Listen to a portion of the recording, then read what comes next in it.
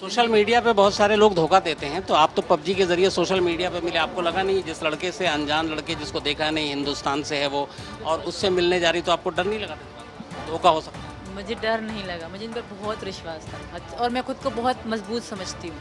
पहला रिएक्शन जब आप दोनों एक दूसरे को आमने सामने देख रहे थे, एक बार पहली बार आमने सामने आप मिल रहे थे, तो आप दोनों की उस वक्त क्या रिएक्शन था, क्या भावनाएं थी? कोई पता ही नहीं क्या रिएक्शन थी, क्या वो था, इतनी खुशी मिल रही थी कि बहुत। कांडू में थे, बच्चों से बात करती थी? हाँ, वीडियो कॉल में हमारी बात होती थी। मैंने अपनी बहन को कहा था मैं लाहौर घूमने जा रही हूँ, इनको हटा के मैं वीडियो कॉल पे बात करती थी। मैंने कुछ सुबह शाम कहती थी, जब जैसे दिन आ रहे थे ना, मैंने कहा सचिन हम दोबारा मिलेंगे ना, कहते थे हाँ मिलेंगे। हम बहुत 2 दिन हम बहुत रोते रहे। फिर लास्ट के 2 दिन बचे ना, 17 को मुझे जाना है, 15 के बाद हम बहुत रोते रोते गुजारे। और वो मेरी वीडियो मेरी टिकटॉक आईडी में और मेरी इंस्टा की आईडी में पड़ी है। बहुत बुरा हशर था। फिर मैंने इसके साथ मैंने पूरी रात हम सोते थे तो मोबाइल ऊपर रख देती थी, वीडियो चलती थी रिकॉर्डिंग। 10-10 घंटे की, 8-8 घंटे की हमारी वीडियोस पड़ी हैं कि मैं जुदा हो जाऊंगी तो देखा करूंगी। इस वक्त हमारे साथ वो 2 लोग हैं जिनकी चर्चा पिछले कई दिनों से पूरे देश में हो रही है। एक है सचिन और दूसरी है सीमा। सीमा को सरहद भी कहते हैं। सरहद 2 मुल्कों के बीच होती है। हालांकि कहते हैं कि प्यार करने वाले कभी सरहद को नहीं मानते। आज इन दोनों से बात करेंगे और ये जानना चाहेंगे कि आखिर सीमा सरहद पार कर हिंदुस्तान क्यों चली आई। क्या सचमुच ये सब कुछ प्यार में हुआ? क्या सचमुच प्यार अंधा होता है, या सचमुच आज के ज़माने में इस तरह का भी प्यार देखा जा सकता है? तो शुरुआत आपसे सीमा। कराची में रहती हैं आप, पाकिस्तान से।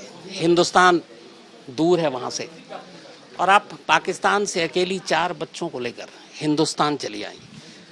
क्या वजह थी? इनका प्यार था सर। कैसा प्यार था? बेइंतहा, सबसे ज़्यादा, क्योंकि मैं अकेली वैसे भी रहती थी और पति मेरे इतने अच्छे नहीं थे जितने अभी अच्छे बन रहे हैं। इतने अच्छे बिल्कुल ना थे जितने भी अच्छे बनने की ओवर एक्टिंग कर रहे हैं। और मैं रिक्वेस्ट करती हूँ आप लोगों से उनकी बातों पर ध्यान ना दें, ठीक? नहीं, मैं शुरू से आपसे जानना चाहता हूँ, पाकिस्तान और हिंदुस्तान के रिश्तों के बारे में भी आप जानती हैं, वैसे ही ठीक ठाक नहीं है, तनाव बना हुआ है, और ऐसे में एक सीमा नाम की 28 साल की एक लड़की या औरत कहूँ, अपने 4 बच्चों को लेकर एक अनजान देश में यूं ही चले आती है बिना वीज़ा के। तो इतना बड़ा जोखिम आपने लिया? लेना पड़ा सर। अब 2 ही रास्ते थे, या वहाँ रह के रोना ही था, यहाँ ट्राई करना था। अगर मैं पकड़ी भी जाती ना तो मुझे ये दुख ना होता कि मैंने कोशिश ना करी, वरना सारी ज़िंदगी पछताती कि मैंने कोशिश ही ना करी सचिन के पास जाने की। काश मैं कोशिश करती। मैंने कोशिश करी और कामयाब हो गई। मैं पहले इंडियन वीज़े से आना चाह रही थी, पर मुझे इंडिया का वीज़ा नहीं मिला सर, तो मजबूरन मुझे ये रास्ता अपनाना पड़ा। पहले तो हम मिल चुके नेपाल, ये भी आए, मैं भी आई, इन्होंने बॉर्डर क्रॉस करा, इनको मतलब सारा इन्फॉर्मेशन मिली बॉर्डर में कैसे होता है। हम 7 दिन साथ रहे, घूमे फिरे, शादी करी, बहुत अच्छे से एंजॉय करा हम दोनों ने। वहीं भी खाना पीना, होटल सब कुछ था। फिर मैं चली गई, बच्चे पीछे ही मेरी चची के और बहन के पास थे, तो मैं वापस चली गई। मुझे जाना पड़ा बच्चों के कारण ना। शायद मैं तब नहीं भी जा रही थी, तो मुझे इन्होंने कहा कि चली जाओ। शायद मैं खुद गर्ज सी हो गई थी, पर ये ना हुए। चलिए, मैं ये जानना चाहता हूँ सचिन आपसे, आपको इनसे प्यार कैसे? सर पबजी से हुआ था। आप पबजी खेलते थे? हाँ जी, पबजी में मिले थे। पबजी में मिलने के बाद नंबर एक्सचेंज करा। नंबर एक्सचेंज करने के बाद धीरे धीरे ये कब की बात है, कितना वक्त हुआ? 2020 की। 2020 में जब पहली बार आप पबजी खेल रहे थे, या पहली बार इनसे आमना सामना कैसे हुआ था, वो अगर कहानी बताओ। वो खेलते खेलते ही जी, मैं काम पे जा रहा था तो खेलते खेलते ही ऐसे ही पबजी में बात करते हैं, जैसे फ़ोन पे होती हैं बात, ऐसे बात भी हो जाती है, पबजी भी खेलते हैं। तो ये बोली मैंने कि लो मेरे पास, जैसे मांगते हैं गन फन वैसे मांगते हैं पबजी में। तो मैं दुकान पे जा रहा था, तो क्या कहते हैं, मैंने एक गेम खेला इसके साथ, रखने के बाद फिर मैं दुकान पे काम करने लगा, मैंने फ़ोन रख दिया। उसके बाद फिर मैं छत पे सो रहा था। फिर उसके बाद ये 10 बजे करीब, 9 बजे करीब ऑनलाइन आई थी, फिर हम दोनों साथ में खेले। फिर यहाँ पे कम आता था खेलना, मैं थोड़ा ठीक खेल लेता था, ज़्यादा भी ठीक नहीं, हाँ खेल लेता था। तो क्या कहते हैं, हमने ऐसे ही पबजी खेलते खेलते 15-20 दिन खेल कर हमने फिर नंबर एक्सचेंज करा। नंबर एक्सचेंज करने के बाद क्या कहते हैं, धीरे धीरे प्यार में हम बदलते हुए चले गए। जब नंबर एक्सचेंज किया, पबजी खेल रहे थे, तो पता था कि ये पाकिस्तान से हैं? जी सर। इन्होंने खुद बताया था? जी सर, फिर बताया था। तो नंबर एक्सचेंज करा, मैं ये सोचता था कि वहाँ की लड़की सब जानकारी नहीं थी ना, तो वहाँ की लड़की सभी ऐसी होती हैं, और यानी कि एक हिंदुस्तान और पाकिस्तान की बात थी ना, तो मैं ये सोचता था सब लड़की वहाँ की ऐसी होती होंगी, मार धाड़ में, जैसे वो हिंदुस्तान के बारे में बुरा सोचती होंगी। तो इस तरीका की इसमें कुछ बात वैसी नहीं थी। तो सर ऐसे ही धीरे धीरे धीरे धीरे ये कहती थी मैं इंडिया वाले से बात कर रही हूँ, तो ऐसे ही धीरे धीरे बात व्हाट्सएप पे होते होते हमारा प्यार धीमे धीमे बढ़ता हुआ चला गया। 2021 में सोचा कि हम तेरे बगैर नहीं रह पाएंगे या तू मेरे बगैर नहीं रह पाएगी। तो 2021 में हमें जानकारी तो थी नहीं कि पासपोर्ट वीज़ा कहाँ से बनते हैं, कैसे बनते हैं, कहाँ पर बनते हैं। तो यूट्यूब पर सब सर्च मारा कि यूट्यूब पर के व्हाट्सएप उस पर कि पासपोर्ट कैसे बनता है, वीज़ा कैसे बनता है, टिकट कैसे लगती है, कहाँ पर लगती है, कौन सी जगह पर लगती है। तो हमें 1-1.5 साल कम से कम वहाँ पर जानकारी करते करते ऐसे ही लग गई। पहले इंडिया नहीं, उससे पहले मैं ये जानना चाहता हूँ कि आपको पहली बार कब एहसास हुआ कि अब सच में प्यार हो गया और हम साथ ही रहेंगे, चाहे वो हिंदुस्तान या पाकिस्तान? 2021 में ही। बट आपको लगता था कि आप दोनों मिल पाएंगे दोनों देशों को देखते हुए? लगता तो नहीं था। जब मिले थे, जब लगा कि हाँ हम मिल चुके हैं, फिर हम कह रहे थे आपस में तू वहाँ से आ गई, मैं यहाँ से आ गया, हम दोनों साथ हैं, ऐसे इस तरीक़ा की फीलिंग आ रही थी। तो नेपाल में इसने सब चीज़ ओके करा लिया। ओके कराने के बाद नहीं, मैं नेपाल तक पहुँचूँगा, अभी पाकिस्तान में ही रह रहा हूँ मैं, क्योंकि पाकिस्तान की कहानी पहले आपकी पबजी गेम से दोस्ती हुई, बातचीत हुई, आपकी शादी हो चुकी थी और 4 बच्चे हैं। शादी कैसे हुई थी आपका? क्योंकि ये कहा जा रहा है कि वो लव मैरिज थी या क्या? लो लव मैरिज नहीं थी, खाली कोर्ट मैरिज थी, लव मैरिज बिल्कुल ना थी। ऐसा था कि मेरा पास कोई कज़न था, मतलब खलनायक था, पसंद करती थी मैं उनको। वो मुझे कहता था रिश्ता मांगा, सबको पता होगा ये पसंद करते हैं। तो पसंद का आपको पता होगा, अगर पाकिस्तान से हो बिलोंग करते हैं तो पाकिस्तान पसंद की शादी नहीं होती, आमतौर पर बिल्कुल भी नहीं होती। हाँ, शहर में अब होती होगी तो अलग बात है, पर गाँव में बिल्कुल, मैं गाँव से शुरू में पैदा बड़ी गाँव में ही हुई हूँ। तो बहुत बहुत मतलब कहा गया कि इसने ऐसे कैसे हो सकता है, ये ऐसे हम रिश्ता नहीं करेंगे। तो मेरी इसी कारण मेरे पापा ने मेरी इनसे हैदर से मैरिज करा दी कागजी। मेरे मामा राज़ी ना थे, मेरे मामू जो है ना वो कोई भी राज़ी ना था हैदर से। अब तक इनके कारण मेरे मामू बात अब तक मुझसे तो आपकी शादी मर्जी के खिलाफ हुई? ये हैदर को पता है कि मजबूरी के कारण हुई, अगर उसे कोई पर्सनली पूछे तो। उसके बाद 4 बच्चे कब तक हुए? पहला लड़का 15 में हुआ था मुझे, हाँ। उसके बाद दूसरी लड़की हुई, उसके बाद तीसरी, और मुन्नी जब मेरे पेट में थी ये चले गए थे। कहाँ गए थे? सऊदी अरब। तो आप दोनों की लड़ाइयाँ बहुत हुआ करते थे, शुरू से लेके हम बहुत लड़ते थे, बहुत मारपीट होती थी हम दोनों में। ये वहाँ के मोहल्ले वाले बता सकते हैं, और ये हैदर से भी कोई पूछ ले कि आपने कभी इसको पत्नी को मारा नहीं, कि कभी आपने इसके, ऐसा हुआ कई बार उसने मेरे मुंह में मिर्चें फेंक दी। ईद के ही दिन थे, मेरी दूसरी लड़की पैदा हुई थी, तब की बात है। तो बहुत लड़ाई होती थी हम दोनों में। कई बार मेरे पापा बीच में आए, 1 महीना मैंने इनसे, तब भी मैंने इनसे तलाक लेना चाह रही थी। पापा घर 1 महीना रही, फिर मेरी बड़ी बहन ने नहीं लेने दी, लड़ाई करी मुझसे, और मुझे पापा घर से जाने को कहा, तो मैं चली आई गुस्से में। तो आप दोनों फिर अलग कब से थे? आप अलग अलग कब रह रहे थे? जब मेरी इनसे बातचीत ज़्यादा होने लगी ना, तब भी वो मतलब शक की नज़र से देखते थे तब वो पाकिस्तान में थे? ना। वो आए नहीं वापस, कभी भी नहीं आए। किस साल में गए थे वो? 19 में। तो 19 के बाद 23 तक नहीं आए? अब तक नहीं आए थे। तो मतलब जब वो नहीं थे उसके बाद फिर इधर सचिन से आपकी दोस्ती हुई? दोस्ती हो गई, हाँ। तो जब पहली बार आप दोनों को जब प्यार हुआ तो आप दोनों कब मिले थे उसके बाद पहली बार नेपाल में? 10 मार्च 10 मार्च जी 2023। 2023 में आप कैसे पहुंची नेपाल? मैंने टिकट करवाई, जैसे टिकट होती है वहाँ से टिकट करवाई। फहद भाई, सैयद फहद अब्बासी एजेंसी है वहाँ पे कराची शहर में, नर्सरी के पास में ये आइस डिपो लोकेशन है। तो वही में हमने टिकट कराई थी सैयद फहद अली शाह से। उसमें मैंने सब बच्चों की भी करा रही थी, तो अब्बू की डेथ के कारण बच्चों की मैंने फहद भाई से पैसे वापस ले लिए थे, तो उन पे मेरे मतलब 2 लाख में तब मैंने फिर दोबारा टिकट करवाई फहद भाई से। तो आप अकेले वहाँ से मिलने के लिए निकल गई, आपको डर नहीं लगा था? डर वैसे तो डर नहीं लगा कि क्या होगा, कोई मुझे मार तो नहीं देगा, गवाह तो नहीं कर गया, इस तरह का कोई डर नहीं था।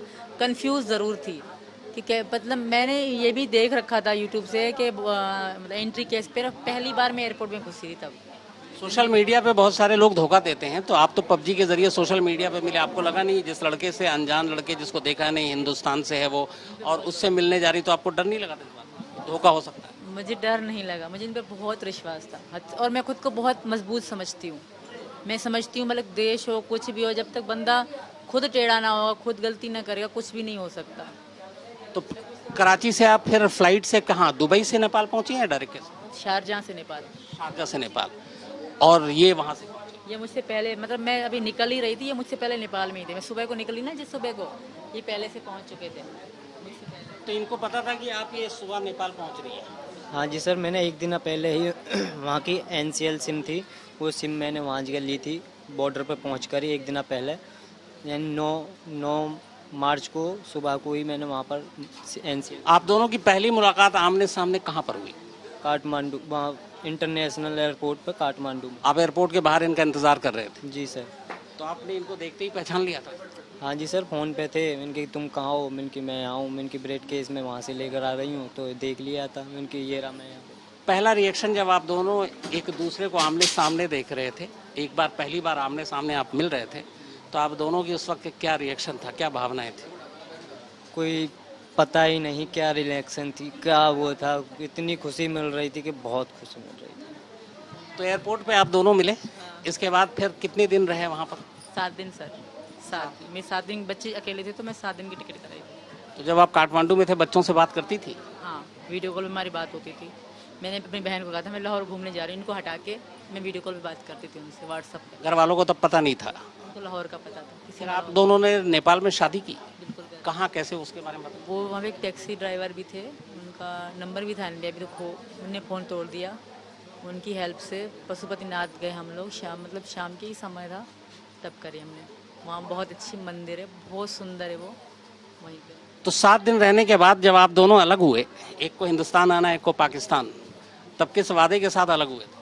यही कि दोबारा मिलेंगे। मैंने कुछ सुबह शाम कहती थी, जब जैसे दिन आ रहे थे ना, मैंने कहा सचिन हम दोबारा मिलेंगे ना, कहते थे हाँ मिलेंगे। मैं हम बहुत 2 दिन हम बहुत रोते रहे, फिर लास्ट के 2 दिन बचे ना, 17 को मुझे जाना है, 15 के बाद हम बहुत रोते रोते गुजारे। और वो मेरी वीडियो मेरी टिकटॉक ID में और मेरी इंस्टा की ID में पड़ी है कि बहुत बुरा हशर था। फिर मैंने इसके साथ, मैंने पूरी रात हम सोते थे तो मोबाइल ऊपर रख देती थी, वीडियो चलती थी रिकॉर्डिंग, 10-10 घंटे की, 8-8 घंटे की हमारी वीडियोस पड़ी हैं कि मैं जुदा हो जाऊंगी तो देखा करूंगी।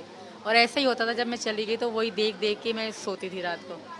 हमें तो बहुत आप मार्च में अलग हुई, उसके बाद मई में फिर आप बच्चों को लेकर आने का आपने फैसला कैसे किया?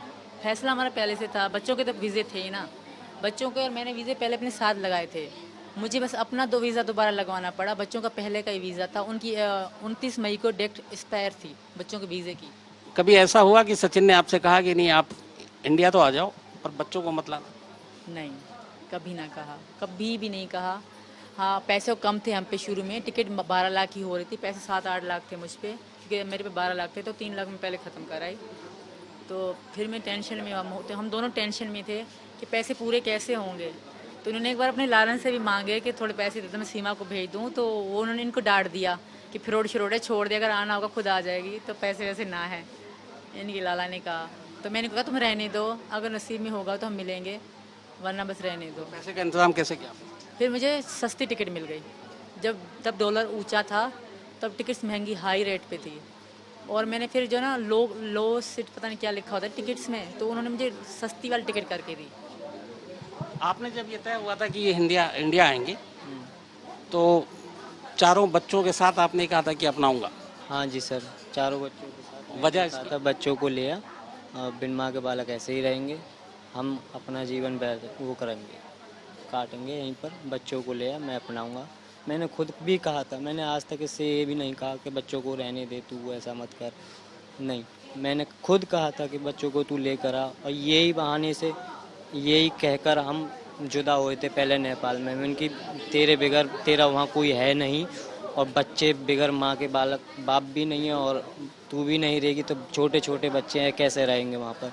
तू बच्चों को लेकर दोबारा आना, जब रहेंगे यहाँ पर।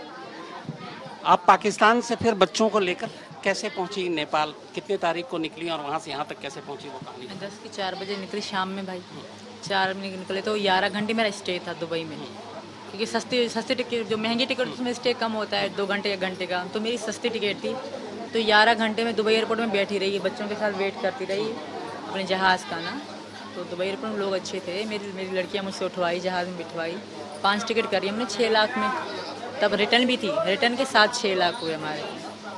तो यार दुबई से फिर मैं अगले सुबह को पहुंच गई, सुबह को सवेरे 11 की सुबह को सवेरे मैं पहुंच गई वहाँ काठमांडू।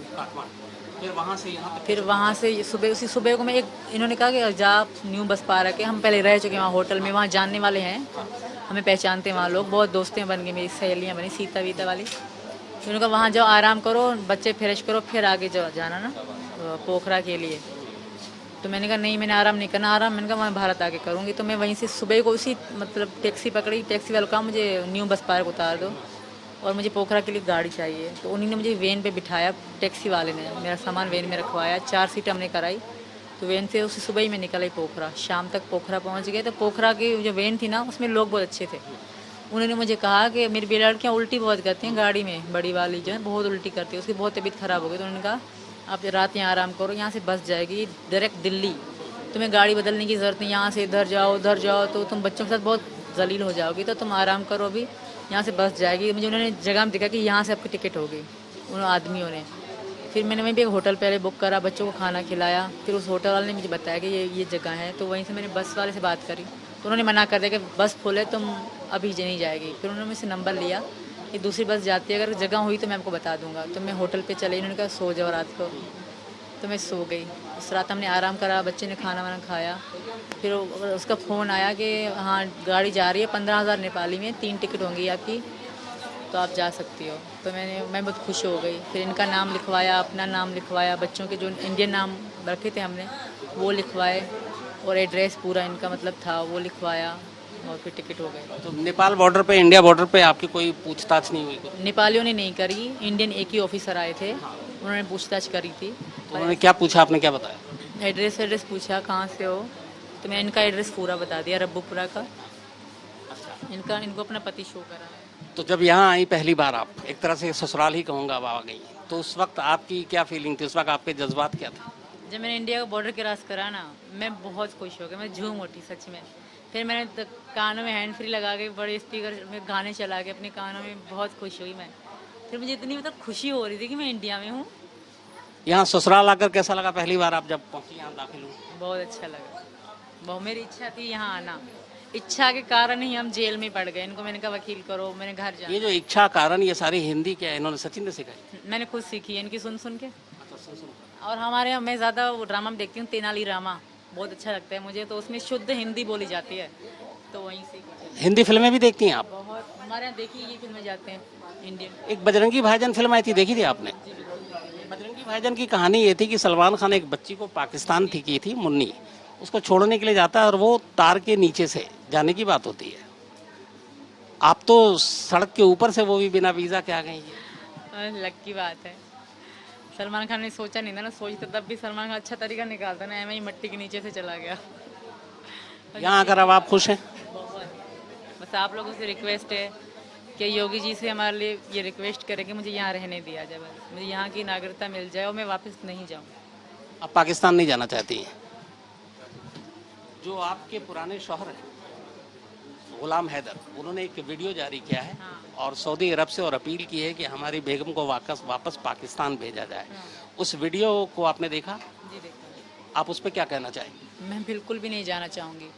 वो मतलब दिखावा कर रहा है सिर्फ, ठीक है, वो दिखावे के अलावा कुछ नहीं कर रहा। मैं नहीं जाऊँगी। वो सबको मतलब मोदी जी का नाम ले रहे हैं, ये सिर्फ ड्रामा ही कर रहे हैं, दिखावा कर रहे हैं। कोई प्रेम नहीं है उनके यहाँ इंडिया के लिए या मोदी जी के लिए या किसी के भी लिए। वो सिर्फ मुझे वापस बुलाएंगे, फिर जो मेरे साथ होगा वो मुझे भी नहीं पता कि मेरे साथ क्या होगा। पत्थरों से मारेंगे मुझे। 1% को अगर मान के चलते हैं, अगर वो कह रहे हैं आप पाकिस्तान पहुंच गए, तो आपको लगता है पाकिस्तान में आपके साथ क्या होगा? मार देंगे, बता तो रही हूँ, पत्थरों से मारेंगे। थू तो ज़माना कर रहा होगा अभी से ही मुझे, फिर तो मेरा बहुत बुरा असर होगा। मैं नहीं जाऊँगी सर। आप जाना नहीं चाहती हैं? क्योंकि मैं ये हिंदू, अगर ये मुस्लिम होते फिर भी अलग बात है, ये हिंदू हैं तो इसके लिए मुझे कोई भी माफ़ नहीं करेगा। मैंने अगर धर्म छोड़ा ये वो करना। आप सचिन, चूँकि अब मामला पुलिस तक गया है, अब ये इन्होंने बिना मतलब वीज़ा के एंट्री की है, तो एक तरह से वो कानून तो टूटा है। जी सर। लेकिन अब आप क्या चाहते हैं आप दोनों? हम ये चाहते हैं कि मोदी जी से और योगी जी से मेरी निवेदन ये है कि हम दोनों की बस शादी करा दें, और हमारे घर वाले भी रखने के लिए तैयार हैं। घर वाले बोल रहे हैं कि तुम्हारी शादी उस तरीका की कराएंगे जो हिंदू धर्म में घर पे की जाती है, ब्याह शादी की तरह उस तरीका की कराएंगे। जितना होगा, जिस तरीका की होगी उस तरीका की कराएंगे। जितना की यानी कि इतने वो तो है नहीं हम, तो जितना आपके घर वालों का पूरा सपोर्ट है आपको? जी सर, पूरा सर। आपके बच्चे हालांकि उम्र कम है, फिर भी वो यहाँ आकर उन्हें इस बात का एहसास है कि वो इस वक्त कहाँ है? एहसास है उनको, इनको पापा कहते हैं। ये जब मेरे पति तो वो तो इतना बात ना करते थे, इनको तो ये पापा ही कहें। मेरा बड़ा लड़का है वो भी पापा बोला है इनको, छोटी लड़की तो बोलती है ही पापा मेरे, किसी और के तो है ही ना। और उसे पता है कि वो इस वक्त हिंदुस्तान में है? हाँ पता है, उनको भी इस बात की खुशी है मेरे बड़े लड़के को कि हम हिंदुस्तान में हैं। आपके चलिए पति को छोड़िए, शौहर को छोड़िए, आपके जो घर वाले हैं, माँ बाप भाई बहन, हाँ, उनको तो अब सारी जानकारी है, उनका रिएक्शन क्या है? उनसे तो बात ही नहीं। मेरे पापा मम्मी है नहीं, अच्छा नहीं है। बड़ी बहन की शादी हो गई, छोटी बहन और भैया हैं बस। और उनकी भी कल शादी हो जाती तो वो अपनी ज़िंदगी में खुश रहते। पिसती तो मैं ना वहीं पे, पिटाई तो बेइज्जती सब मेरे साथ होता, बहुत बुरा होता। हैदर मुझे बहुत धमकी देते थे। अगर आपको उससे कांटेक्ट है ना तो पूछ लीजिए कि आप इसको धमकी देते थे। आप उसे झूठ मूठ में कहिएगा कि उसने हमें सबूत दिखाया कि आप उसको धमकी देते थे, तो आपको बताएंगे अगर सच्चे हैं तो वो देते थे क्या ना। चलिए आखिरी सवाल। बहुत बार किस्सों में, कहानियों में, फिल्मों में, आजकल जैसे आप दोनों की कहानियां हर तरफ है देश में, सुनते हैं प्यार प्यार प्यार। एक होता है कि प्यार अंधा भी होता है, ये भी कहा जाता है। सरहद पार कर लिया आपने, अब आने के बाद आपको यहाँ कई दिन भी हो गए, जी बहुत समय तो आपको लगता है कि आपको जो मंजिल चाहिए थी वो मिल गई? मिल गए, अब लगता है मिल गए। कल तक भी नहीं लगता था। कल तक भी वहाँ जेल की औरतें कुछ मुझे डरा रही थी कि हम 6 साल से पढ़ी हैं, 8 साल से पढ़ी हैं, 10 साल से पढ़ी हैं। वहाँ पढ़ी थी औरतें, बहुत सुंदर थी, बहुत सुंदर। तो वो पड़ी हुई थी, मुझे भी तब भी मैं भी डरती थी। फिर मैं वहाँ जेल सबको कहती थी मेरे पति और मेरे बच्चों को छोड़ दो, मैं यहाँ फिर भी ठीक हूँ। क्योंकि बहुत बच्चों के लिए बहुत बुरा था वहाँ पे। अफ्रीकन भी थी, अजीब से मतलब ड्रेसिंग थी उनकी, बहुत अजीब सी लैंग्वेज, छिछोरापन, मतलब बहुत मतलब ऐसे जैसे होती हैं कैदी लोग। कोई बच्चा चोर थी, कोई पति के मर्डर में थी, कोई कैसी थी कोई कैसी थी ना। तो मुझे ये बात अच्छी नहीं लगती। इस बात से मैं बहुत रोती थी कि बस मेरे बच्चे और ये छूट जाएं। मैं फिर भी रेले में किसी कोने में पड़ी रहती थी हमेशा। तो ये बहुत टेंशन थी मेरे बच्चों की बस। तो ये है सीमा और सचिन, और इन दोनों की कहानी इस वक्त पूरे देश में है। और यहाँ पे जब मैं आया हूँ, जहाँ पे ये दोनों रह रहे हैं, इनका घर है, मुझे पता चला कई लोगों से कि सुबह से यहाँ भीड़ है। तमाम जो आस पड़ोस के लोग हैं वो भी इन लोगों से मिलने के लिए आ रहे हैं, और ज़्यादातर चेहरों पे खुशी का ही माहौल देखा है मैंने। तो बस फिलहाल इतना ही। जो ये पूरा गांव है उस गांव रब्बूपुरा, तो रब्बूपुरा में ये तमाम लोग मौजूद हैं, और तमाम लोगों का एक तरह से इनको पूरी तरीके से समर्थन भी है। और इनकी अपील है इन दोनों की कि सरकार मदद करे, और सीमा चाहती है कि वो पाकिस्तान लौट कर ना जाए बल्कि वो यहीं रहे। तो फिलहाल इस प्रोग्राम में इतना ही।